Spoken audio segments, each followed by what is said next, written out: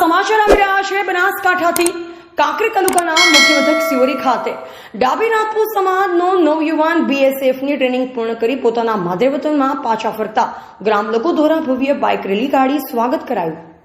કાંકરેજ તાલુકાના મુખ્ય મથક સિહોરી ખાતે ડાબી રાજપૂત સમાજના નવયુવાન ડાબી અજયસિંહ રણુભા પોતે ભારતીય સીમા ફોર્સની 6 મહિનાની ટ્રેનિંગ પૂર્ણ કરી પોતાના માદરે વતનમાં પાછા ફરતા ગ્રામ લોકોમાં હરખની હેલી ઉભરાણી। જેમાં વાત કરીએ તો સિહોરી ખાતે ડાબી રાજપૂત સમાજમાં સૌપ્રથમ વખત બોર્ડર સિક્યુરિટી ફોર્સમાં સતત પ્રયત્નશીલ રહી 6 મહિનાની ટ્રેનિંગ કેમ્પ પૂર્ણ કરી પોતાના ઘરે આવી પહોંચ્યા। ત્યારે દુગાવાડા પંચમુખી હનુમાનજી મહારાજના મંદિર ખાતે દર્શન કરી ધન્યતા અનુભવી અને ગ્રામ લોકોએ ભવ્ય બાઇક રેલી યોજીને ભવ્ય રીતે સ્વાગત કર્યું।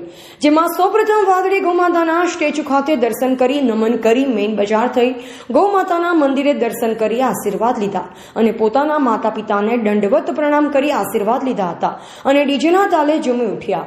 સિહોરી શહેરના તમામ યુવાનો અને વડીલો સહિત મહિલાઓ અને બાળકો પણ વીર જવાનના ભવ્ય સ્વાગતના સાક્ષી બન્યા હતા।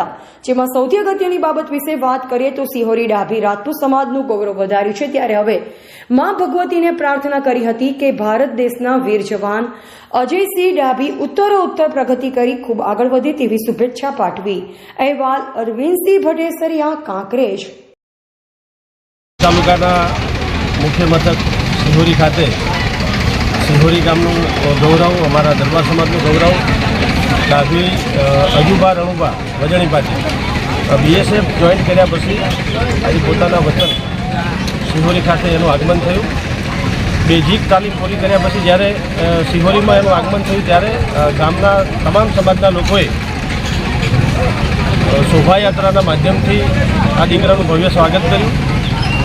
સિહોરી તાલુકાનું મુખ્ય મથક હોવા છતાં આજ સુધી અમારા ગામમાં કોઈ આ દેશની સેવામાં લાગેલું નહોતું, ઘણી બધી અન્ય જવાબદારીઓમાં જોડાયેલા હતા, પણ બીએસએફ આર્મી જેવી મહત્ત્વની જે દેશની રક્ષા માટેની જે વ્યવસ્થાઓ છે એમાં સિહોરીમાંથી આજ સુધી કોઈ સમાજમાંથી કોઈ જોડાય નથી।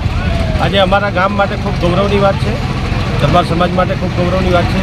અજુબા રણુબા ડાભી એ બીએસએફ જોઈન કરી, બેઝિક તાલીમ પૂરી કરી અને ગામના લોકોએ ખૂબ ઉમળકાભેર એનું સન્માન કર્યું અને હું એને શુભેચ્છા પાઠવું છું। ખૂબ સારા સમયમાં બીએસએફ જોઈન કરી, જ્યારે નરેન્દ્રભાઈ મોદી સાહેબ જેવા મજબૂત નેતા કે આધુનિક સાધનોની વ્યવસ્થા થતી હોય, તમામ પ્રકારની સૈન્યને છૂટ આપવામાં આવતી હોય, એવા સમયે બીએસએફ જોઈન કર્યા પછી જ્યારે સિહોરીમાં પોતાના માદરે વતન અજુબા ડાભીનું આગમન થયું ત્યારે ગામના લોકોએ ઉમળકાભેર સ્વાગત કર્યું।